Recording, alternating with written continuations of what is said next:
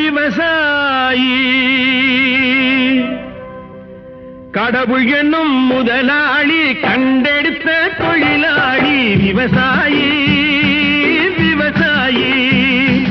கடவுள் என்னும் முதலாளி கண்டெடுத்த தொழிலாளி விவசாயி விவசாயி